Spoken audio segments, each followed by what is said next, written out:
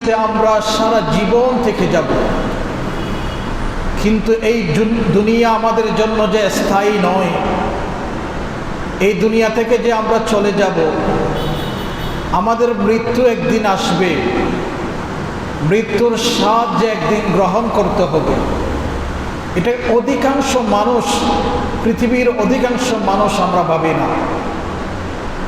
মৃত্যু সম্পর্কে আমাদের অনেকের ধারণা নেই,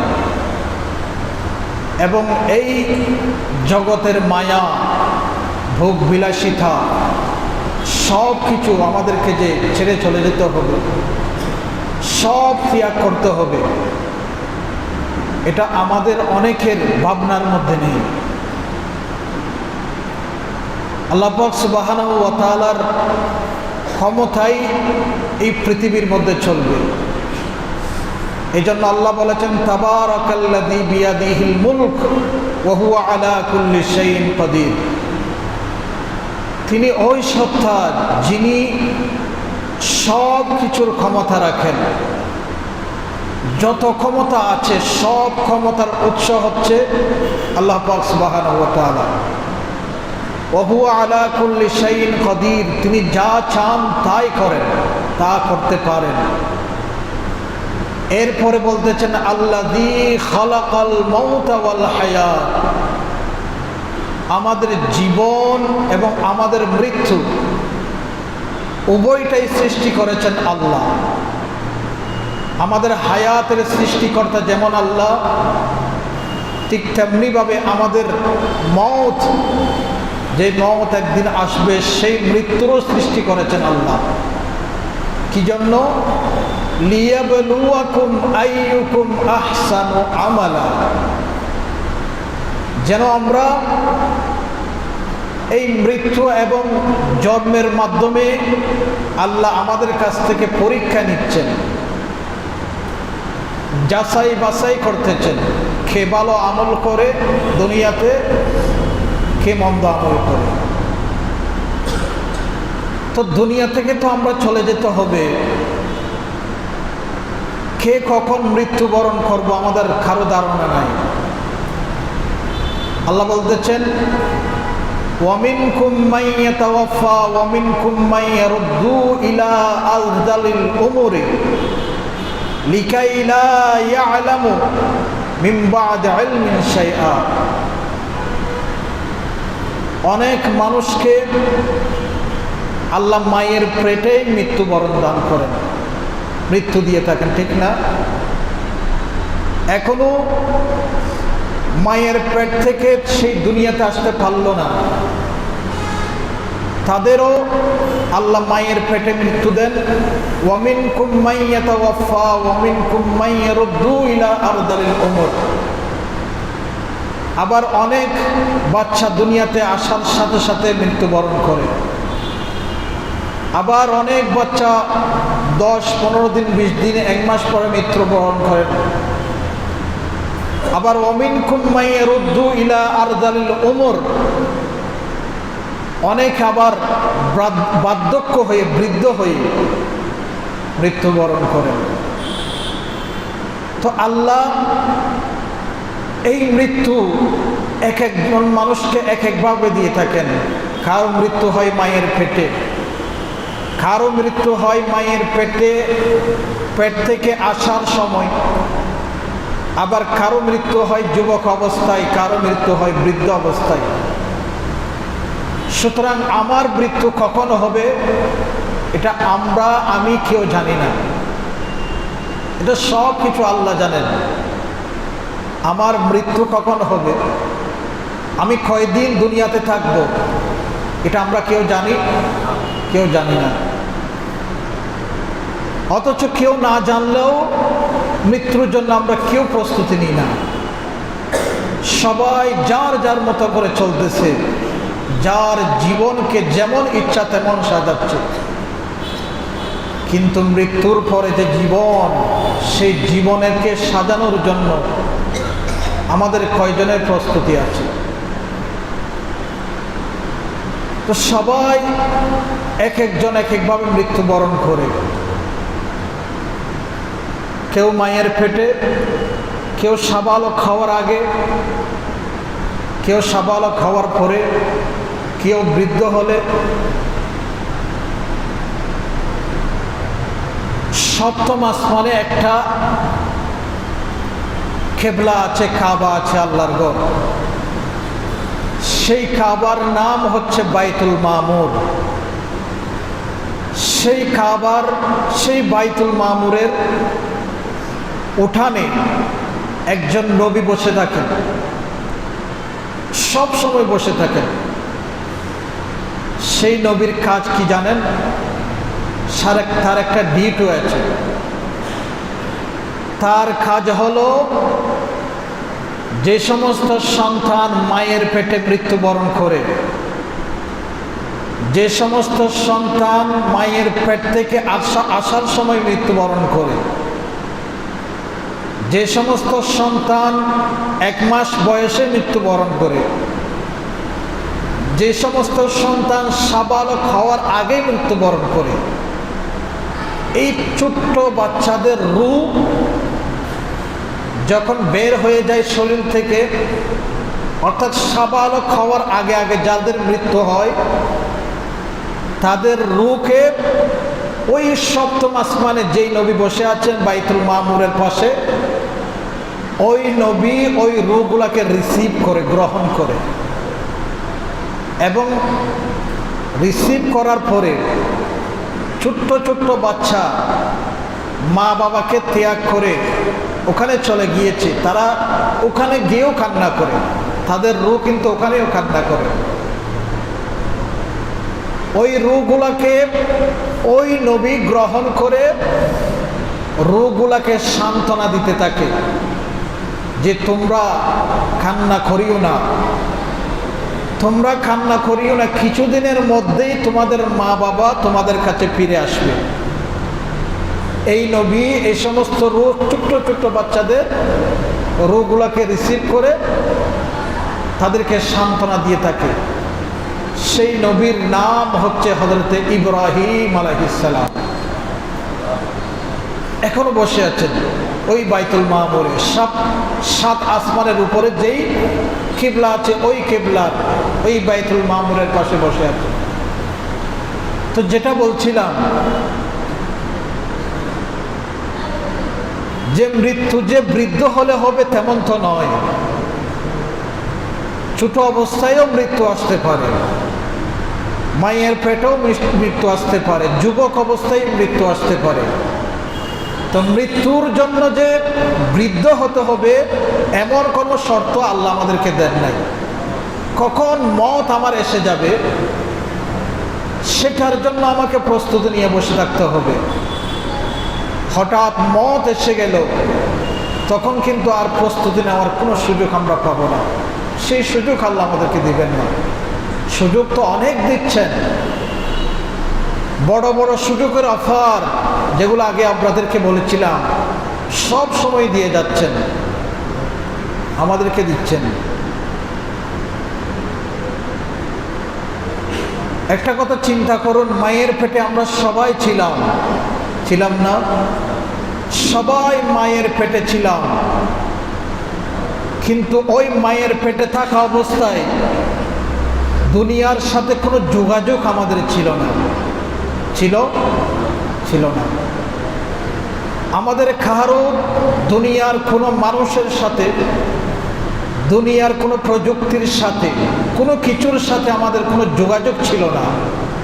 কিন্তু এরপরেও আমরা সেই মায়ের পেটে সুস্থ কিভাবে ছিলাম? ওখানে তো আমাদের কোনো অসুখ বিসুখ ছিল না, সামান্য কোনো জ্বর, সর্দি, নিউমোনিয়া পর্যন্ত আমাদের ছিল না।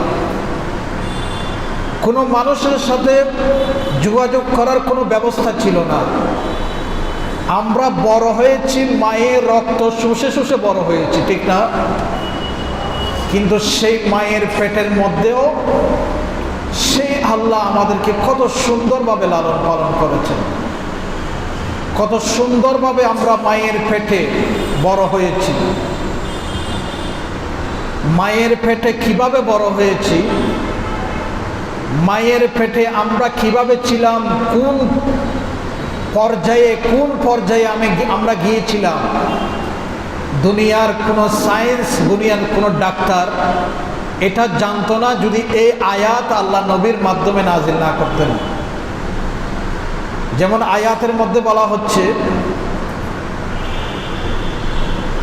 ওয়ালাকাদ খালাকনাল ইনসানা মিন সুলালাতিন মিন তিন সুম্মা জাআলনাহু নুতফা ফি ক্বারারিন মাকিন সুম্মা খালাকান নুতফাতা আলাকা ফাখালাকনাল আলাকাতা মুদগা ফাখালাকনাল মুদগাতা ইযামা ফাকাসাওনাল ইযামা নাহলা লাহমা সুম্মা আনশানা খালকান আখার ফাতাবারাকাল্লাহু আহসানুল খালিকিন। এই আয়াত নাজিল না হলে কোনো ডাক্তারও বলতে পারতো না মায়ের পেটে আমরা কখন কিভাবে ছিলাম। এই আয়াতের মধ্যে বলা হচ্ছে যে মায়ের পেটে আমরা একটা রক্তের ফোঁটা ছিলাম। প্রথমে রক্তের ফোঁটা থেকে আস্তে আস্তে এটা রক্তের জমাট বেঁধেছিল। এই রক্তের জমাট থেকে গোশতের মাংসের একটা টুকরা হয়েছিল। ওই মাংসের টুকরা থেকে আমাদের শরীরের অঙ্গ প্রত্যঙ্গ সৃষ্টি হয়েছিল এবং এরপরে আমাদের ওই মাংসের টুকরার মধ্যে আল্লাহর রূহ পয়দা করেছিলেন। সেই জন্য প্রত্যেক মানুষের, সেই মানুষ যখন মায়ের পেটে ছিল প্রতি 40 দিন পর পর মায়ের পেটে আমাদের পরিবর্তন এসেছিল। যেমন প্রথম 40 দিন আমরা রক্ত থেকে রক্তের জমাট বেঁধেছিল, যে রক্তের ফোঁটা আমাদের বীর্য থেকে হয়েছিল, মা বাবার বীর্য থেকে যে রক্তের ফোঁটা সৃষ্টি হয়েছিল, ওই বীর্যকে রিপেয়ারিং করতে করতে, রক্তের ফোঁটাকে রিপেয়ারিং করতে করতে 40 দিন পরে একটা রক্তের জমাট বেঁধেছিল। এরপরে 40 দিন পরে একটা মাংসের একটা টুকরা পরিণত হয়েছিল এবং এরপরে 40 দিন পরে এটাকে একটা মানুষের আকার, সুরত ধারণ করেছিল।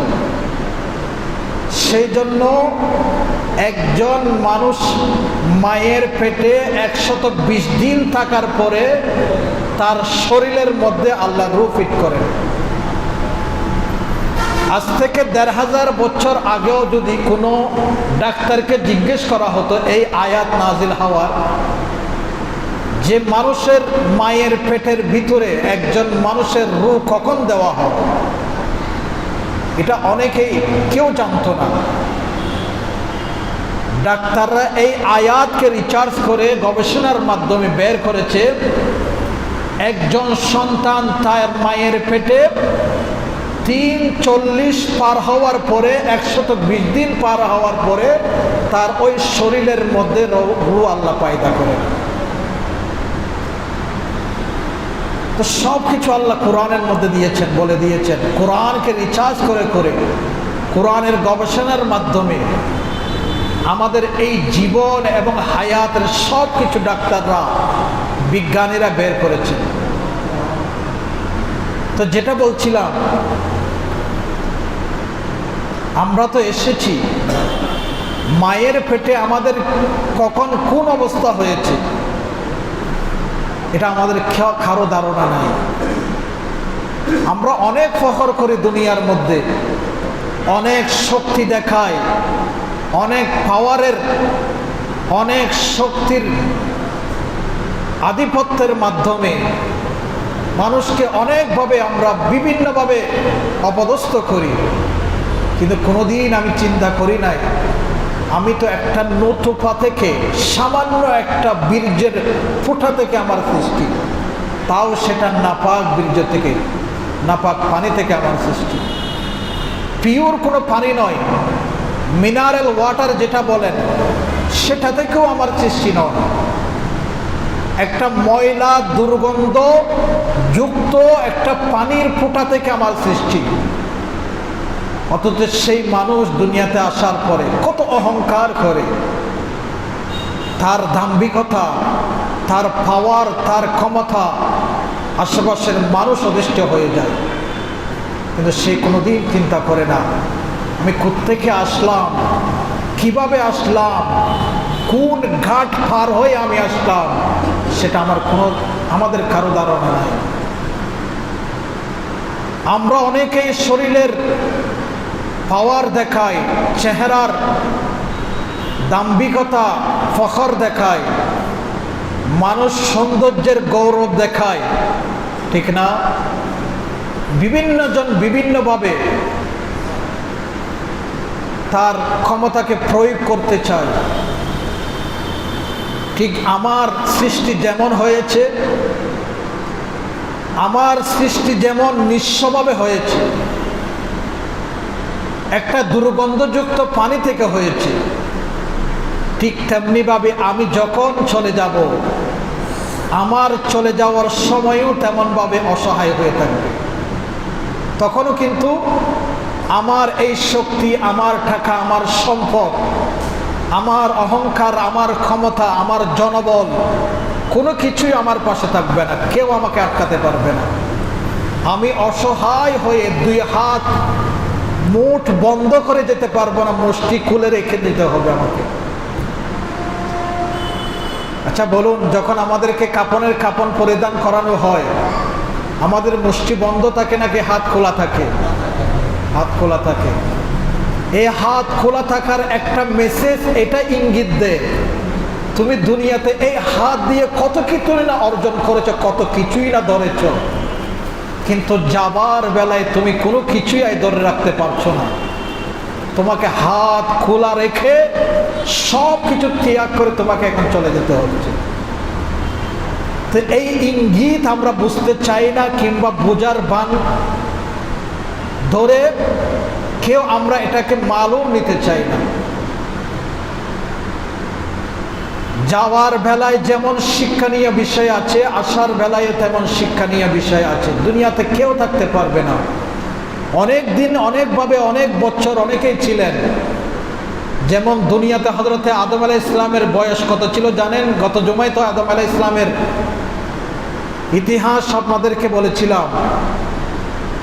এই দুনিয়াতে হযরতে আদম আলাইহিস সালাম 960 বছর বেঁচে ছিলেন, কিন্তু এর পরেও কিন্তু চলে যেতে হয়েছে, ঠিক না? কয় বছর? 960 বছর থাকার পরেও কিন্তু থাকতে পারেন নাই তিনি। ওনাকেও ইন্তিকাল বরণ করতে হয়েছে। এরপরে যিনি দুনিয়ার মধ্যে সর্বপ্রথম রসুল হিসেবে প্রেরিত হয়েছেন, দুনিয়ার সর্বপ্রথম নবী কে ছিলেন বলেন? বলেন না। দুনিয়ার সর্বপ্রথম নবী হচ্ছেন হযরতে আদম আলাইহিস সালাম, ঠিক না? আমাদের পিতা। সর্বপ্রথম রসুলকে, সর্বপ্রথম রসুল হচ্ছেন হযরতে নূহ আলাইহিস সালাম। এই হযরতে নূহ আলাইহিস সালাম দুনিয়াতে বেঁচে ছিলেন 1340 বছর। 1340 বছর তিনি দুনিয়ার হায়াত পেয়েছেন। এরপরেও দুনিয়াতে তিনি থাকতে পারেন না, চলে যেতে হয়েছে। মৃত্যুর স্বাদ গ্রহণ করতে হয়েছে। এবং দুনিয়াতে সবচেয়ে বেশি হায়াত যে নবী পেয়েছেন, ওনার নাম কি জানেন? ওনার নাম হচ্ছেন হযরতে যুলকারনাইন। ইনি একজন বাদশাহ ছিলেন, নবী ছিলেন। তিনি এই পৃথিবীতে 1650 বছর হায়াত পেয়েছিলেন। ওনার মতো কেউ আর হায়াত পেয়েছেন বলে ইতিহাসের মধ্যে লিপিবদ্ধ নাই। ইনি বাদশাহ যুলকারনাইন, উনি কে জানেন? এ পাকে আরেকটা তথ্য আপনাদেরকে দিই। এই পৃথিবী 4 জন মানুষ শাসন করেছিলেন, তার মধ্যে 2 জন মুসলিম ছিলেন, 2 জন কাফের ছিলেন। 2 জন মুসলিমের মধ্যে হচ্ছেন একজন এই হযরতে যুলকারনাইন, আর একজন হচ্ছেন হযরতে সুলাইমান আলাইহিস সালাম। ইনারা এই পৃথিবী, পুরো পৃথিবীকে শাসন করেছিলেন। একটা মহাদেশকে নয়, একটা দেশকে নয়, পুরা পৃথিবী, পূর্ব থেকে পশ্চিম, উত্তর থেকে দক্ষিণ, পৃথিবীর যত বড় সীমানা, পুরা পৃথিবী রাজত্ব করেছিলেন এই দুইজন মুসলিম বাদশাহ। একজন হযরতে সুলাইমান আলাইহিস সালাম, আর একজন হযরতে যুলকারনাইন। আবার পাশাপাশি কাফের মুশরিকদের মধ্যেও দুইজন শাসন করেছিল এই পৃথিবী। একজন হচ্ছে নমরুদ, আপনারা নাম শুনেছিলেন, আরেকজন হচ্ছে বখতে নসর।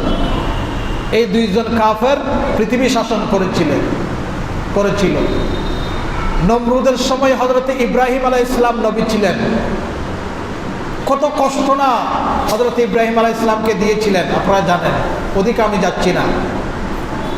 আর বখতে নসরের সময় আরেকজন নবী ছিলেন, ইনার নাম হচ্ছেন হযরতে দানিয়াল আলাইহিস সালাম। এই পৃথিবী যেমন মুসলমানদের হাতে গিয়েছিল শাসনভার, ঠিক তেমনিভাবে কাফেরদের হাতে দিয়েছিলেন আল্লাহ। এই জন্য দিয়েছিলেন যে মুসলমান ক্ষমতা পাওয়ার পরে পৃথিবীকে কোন পদ্ধতিতে শাসন করে এটা আল্লাহ পরীক্ষা করেছিলেন। আবার দুইজন কাফেরের হাতের মধ্যেও ক্ষমতা দিয়েছিলেন আল্লাহ, তারা কিভাবে পৃথিবী শাসন করে সেটাও দেখার বিষয় ছিল। সেটার পরীক্ষা নেওয়ার জন্য আল্লাহ তাদেরকে এই পৃথিবী শাসন কর্তা বানিয়েছিলেন। তো যাই হোক, আমার বিষয়বস্তু সেটা নয়। আমার বিষয়বস্তু হচ্ছে এই হযরতে যুলকারনাইন 1650 বছর যাবৎ পৃথিবী শাসন করেছিলেন, কিন্তু ইনিও দুনিয়ার মায়া ত্যাগ করে মৃত্যুর স্বাদ গ্রহণ করতে হয়েছে। আরেকটা আপনারা জানেন, আসহাবে কাহাফের ঘটনা আপনারা জানেন না? আপনাদেরকে বলেছিলাম, জুমার সময় বলেছিলাম। আসহাবে কাহাফ 7 জন যুবক, ইনারা পৃথিবীর মধ্যে 309 বছর বেঁচে ছিলেন। এটা আল্লাহ কোরআনের মধ্যে বলতেছেন এইভাবে, ওয়ালাবিসু ফি কাহফিহিম সালাসামিয়াতু সিনিন ওয়াজদাদু তিসআ। সূরা কাহফের মধ্যে এই ঘটনা আছে যে 7 জন যুবক প্রায় 309 বছর, ওয়াজদাদু তিসআ, 9 বছরের চেয়ে আরো কিছু বেশি, 309 বছর এই পৃথিবীর জমিনে বেঁচে ছিলেন, ঘুমন্ত অবস্থায় ছিলেন। 309 বছর থাকার পরেও তাদের কিন্তু মৃত্যু হয়েছে, তারাও কিন্তু পৃথিবীতে থাকতে পারেন। তাদের সাথে একটা কুকুর ছিল, ওই কুকুরের নাম হচ্ছে কিতমির। তারা যে গুহার মধ্যে আশ্রয় নিয়েছিল, সেই যুগে একজন খুব দুষ্ট প্রকৃতির একজন বাদশা ছিল। সে এই 7 জন আল্লাহর বান্দাদেরকে ধাওয়া করে মেরে ফেলার জন্য চতুর্দিকে সৈন্য লাগিয়ে দিয়েছে যে তাদেরকে ধরে নিয়ে আসো। তারা আমার হুকুম মানছে না, তারা তাদের প্রভু আল্লাহর হুকুম মানতেছে। এটার জন্য তাদেরকে ধরার জন্য বিভিন্ন সৈন্য বাহিনীকে পাঠিয়েছে। কিন্তু যিনি হেফাজত করার মালিক, তিনি যদি হেফাজত করতে চান, পৃথিবীর কোনো শক্তি তাকে আর ক্ষতি করতে পারবে না। তো আল্লাহ ওই 7 জন যুবককে এমন একটা গুহার ভিতরে ঘুম ফাটিয়ে রেখেছেন, প্রায় 309 বছর ওই ঘুমন্ত অবস্থায় ছিলেন। তাদেরকে পাহারা দেওয়ার জন্য একটা কুকুর ওই গুহার মুখের মধ্যে আল্লাহ পাহারাদার হিসেবে রেখেছেন। ওই কুকুরের নামও কোরআনের মধ্যে এসেছেন, ওই কুকুরের নাম হচ্ছে কিতমির। পৃথিবীর মধ্যে কোনো কুকুর যদি জান্নাতে যায়, ওই কিতমির নামের কুকুরটা জান্নাতে থাকবে, আর কোনো কুকুর জান্নাতে যাবে না, এই একটা কুকুর জান্নাতে যাবে। এই 309 বছর ওই কুকুর তাদেরকে পাহারা দিয়েছিল। ওই কুকুরের জীবন গবেষণা করে বর্তমানে মানুষ কুকুরকে পাহারাদার হিসাবে বিভিন্ন ঘরের মধ্যে রাখে, ঠিক না? কি বলেন? অনেক দামি দামি ঘরের মধ্যে। আমাদের দেশে এটা কম থাকলেও বিদেশিরা বেশি কুকুর লালন পালন করে, এবং তারা তাদের ঘরের মধ্যে নিরাপত্তা প্রহরী হিসাবে কুকুরকে রাখে। এমনকি অস্ট্রেলিয়া এবং আমেরিকার মধ্যে আপনারা খবর নিলে জানতে পারবেন, ওখানে যেখানে চাষাবাদ হয় ওই চাষাবাদকে পাহারা দেওয়ার জন্য কুকুর নিয়োজিত করে, নিযুক্ত করে। এটা ওই কিতমির কুকুরের কথা কোরআনের এই আয়াতকে গবেষণা করে বিজ্ঞানীরা এটা বের করেছেন। এবং আরেকটা জিনিস বের করেছে, কুকুর হচ্ছে যেমনভাবে নিরাপত্তা দেয়, মানুষকে পাহারা দেয়, আবার নিরাপত্তা বেষ্টনীকে যাচাই বাছাই করার জন্য কুকুর ব্যবহার করা হয়। এটাকে বলা হয় ডগ স্কোয়াড। যেমন কোনো একটা জায়গায় কোনো বোমা আছে কিনা এটা পরীক্ষা করার জন্য কিছু কুকুর আছে। এটাকে কোরআন আরবি ভাষায় কলবুম মুআল্লাকা বলা হয়। জ্ঞানী কুকুর, তারা নাক দিয়ে ঘ্রাণ নিলে বুঝতে পারে যে ওই জায়গায় কোনো ধরনের মানুষের ক্ষতিকর কোনো বস্তু কোনো কিংবা বোমা আছে কিনা, এটা তাদের ঘ্রাণের মাধ্যমে এটা বুঝতে পারে। সেই জন্য কোনো বড় বড় মঞ্চ যখন তৈরি করা হয়, রাষ্ট্রপ্রধান ওই মঞ্চে যখন ভাষণ দিবে, ভাষণ দেওয়ার আগে কুকুর দিয়ে ওই মঞ্চকে নিরাপত্তা বেষ্টনী নিয়ে আসা হয়। ওই মঞ্চের ভিতরে কোনো বোমা রাখা হয়েছে কিনা এটা ডগ স্কোয়াডের মাধ্যমে এটা যাচাই বাছাই করে, ঠিক না? আপনারা অনেকে জানেন না মনে হয়। তো এই জিনিসগুলা এই কোরআনের আয়াত থেকে বের করেছে বর্তমান বিজ্ঞান।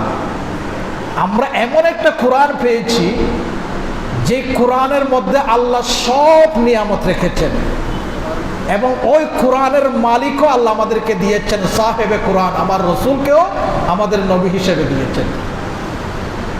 যাই হোক, কোন দিক থেকে কোন দিকে চলে যাচ্ছি, যেটা বলছিলাম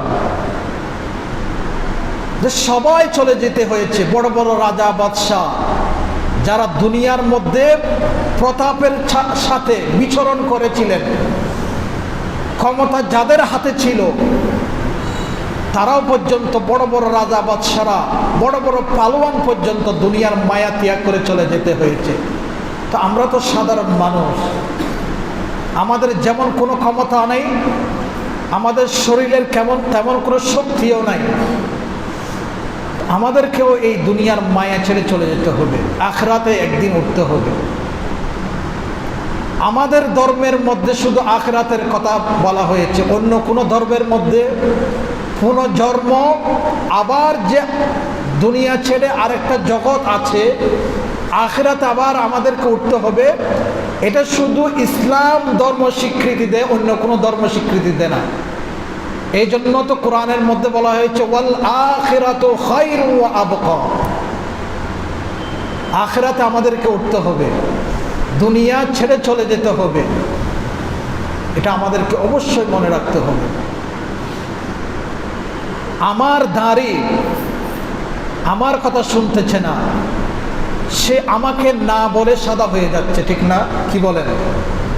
আমার মাথার চুল যে সাদা হচ্ছে, সে কি আমাকে বলে সাদা হচ্ছে? আমার মাথার চুল আমার কথা শুনতেছে না, আমার দাড়ি আমার কথা শুনতেছে না, আমার এই হৃদয়, আমার কলব, আমার হার্ট আমার কথা শুনতেছে না, আমার কিডনি আমার কথা শুনতেছে না, আমার লিভার আমার কথা শুনতেছে না, অথচ তাদেরকে পাহারা দেওয়ার জন্য কত ব্যবস্থা আমরা করতেছি, ঠিক না? তাদেরকে সুস্থ রাখার জন্য আমরা বিভিন্ন হসপিটালে যাচ্ছি, ইন্ডিয়াতে যাচ্ছি, সিঙ্গাপুরে যাচ্ছি, মালয়েশিয়ায় যাচ্ছি, দেশের মধ্যে নামকরা বড় বড় যে হাসপাতালগুলো আছে, অ্যাপোলোতে যাচ্ছি, পিজি হাসপাতালে যাচ্ছি, এবার কেয়ারের মধ্যে যাচ্ছি। শুধু এই জিনিসগুলো আমি যেন সুস্থ রাখতে পারি, তাদেরকে পাহারা দিতে পারি। এত কিছু করার পরেও আমার কিডনি আমার কথা না শুনে, আমাকে না বলে সে আস্তে আস্তে ড্যামেজ হয়ে যাচ্ছে, আমার চোখের দৃষ্টি আস্তে আস্তে কমে যাচ্ছে। এটা কমে যাওয়ার এই কথা আমাকে ইঙ্গিত দিচ্ছে, আমার চোখ আমাকে ইঙ্গিত দিচ্ছে তোমার সময় শেষ হয়ে যাচ্ছে, আমার কিডনি আমাকে ইঙ্গিত দিচ্ছে তোমার সময় শেষ হয়ে যাচ্ছে, আমার মাথার চুল, আমার দাড়ি সাদা হওয়ার সাথে সাথে এই ইঙ্গিত আমাকে দিচ্ছে তুমি আর বেশি দিন পৃথিবীর জমিনে থাকতে পারবে না।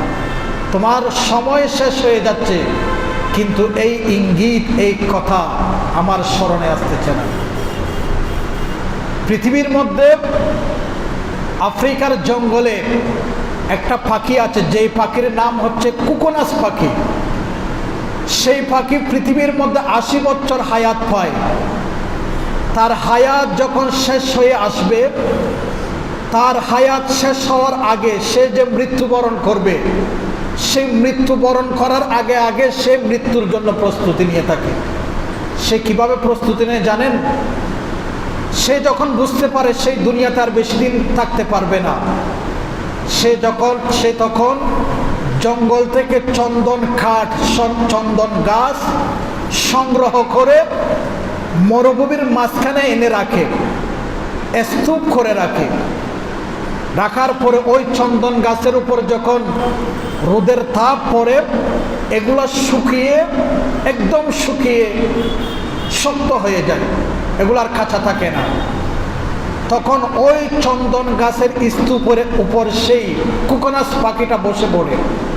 বসার পরে সেই চিৎকার করতে থাকে। তার নাকের ছিদ্র আছে 27টা। কয়টা? 27টা নাকের ছিদ্র রয়েছে। সেই যখন চিৎকার করে ওই নাকের ছিদ্রটি, প্রত্যেকটা ছিদ্র দিয়ে আওয়াজ বের হয়, এমন আওয়াজ বের হয় যেমন সুরের ব্যঞ্জনা বের হচ্ছে, এরকম মনে হবে। হারমোনিয়াম যখন চালু করা হয়, হারমোনিয়াম যখন বাজানো হয়, তখন মধুর কিছু সুর বের হয়, ঠিক না? ওই পাখি যখন চিৎকার করে আওয়াজ করে, তখন তার নাকের এই সমস্ত ছিদ্রগুলা দিয়ে আওয়াজ যখন বের হয়, তখন সুন্দর কিছু আওয়াজ বের হয়। আওয়াজগুলো এমন মধুর হয়, চতুর্দিকে ছড়িয়ে পড়ে, এবং ওই আওয়াজগুলো খুব তেজস্বী থাকে। ওই আওয়াজের কারণে, সেই যখন চিৎকার করে আওয়াজের কারণে ওই চন্দন কাঠের মধ্যে আগুন ধরে যায়।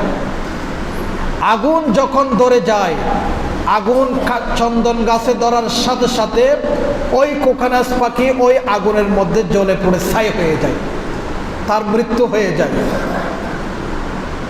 যখন ছাই হয়ে যায়, আগুন যখন বন্ধ হয়ে যায়, সম্পূর্ণ পড়ে যখন ছাই হয়ে যায়, ওই ছাইগুলা বাতাসের কারণে বিভিন্ন দিকে ছড়িয়ে যায়, বিভিন্ন জায়গায় ছড়িয়ে যায়।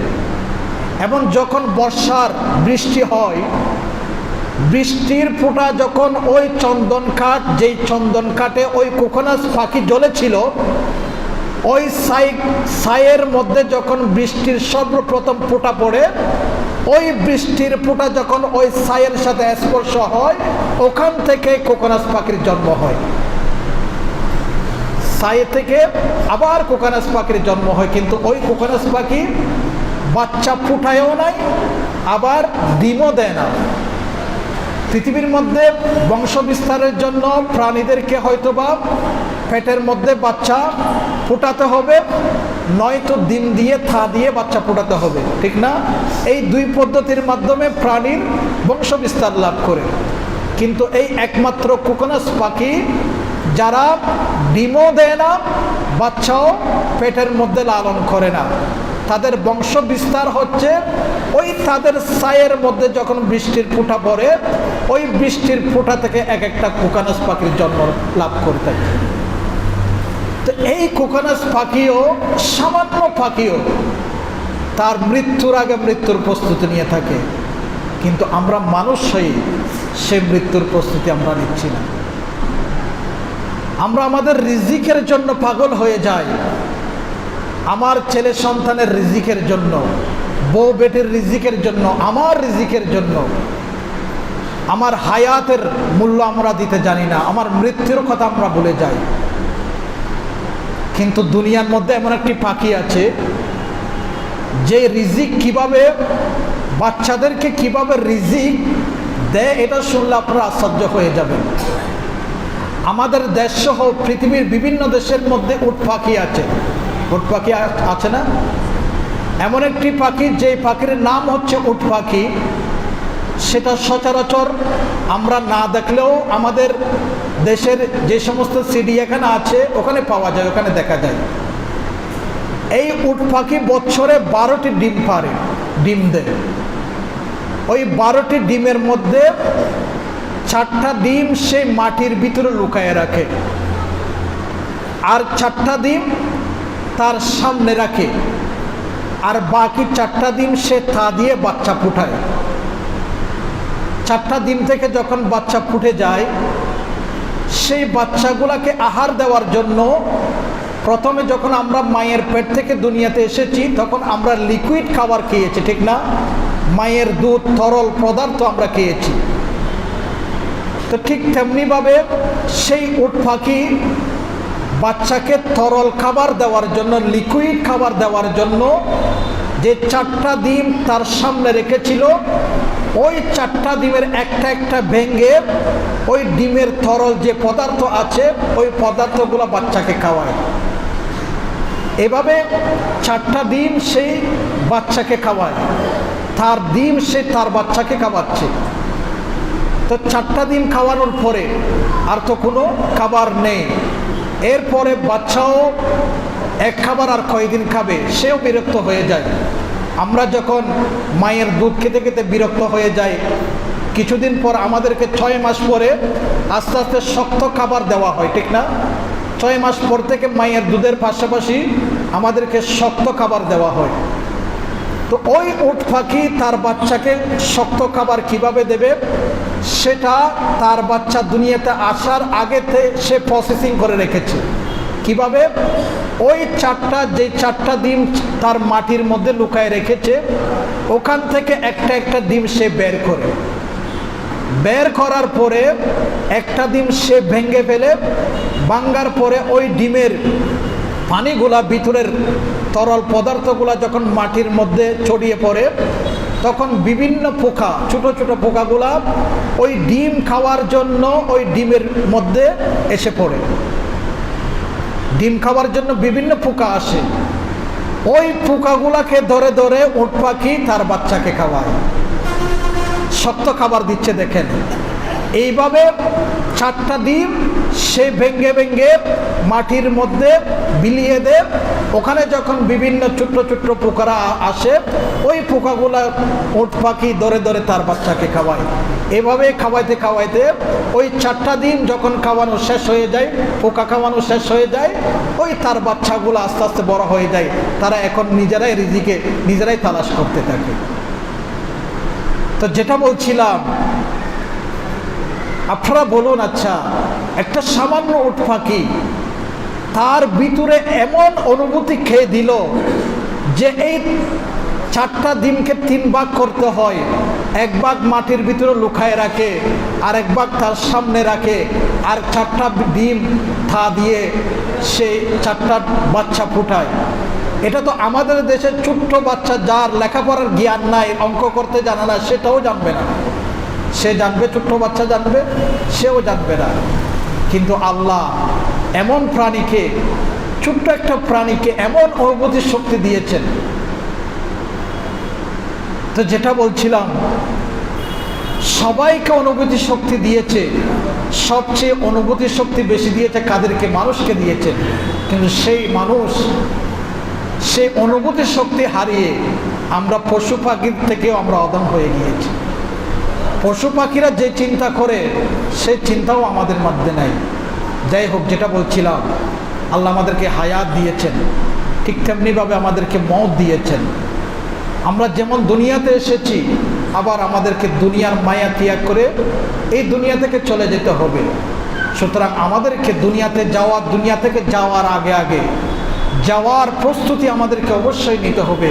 আল্লাহ পাক সুবহানাহু ওয়া তাআলা আমাদেরকে প্রত্যেকে মৃত্যুর প্রস্তুতি যথাযথভাবে যথাসময়ে নেওয়ার তৌফিক দান করুন। আমিন।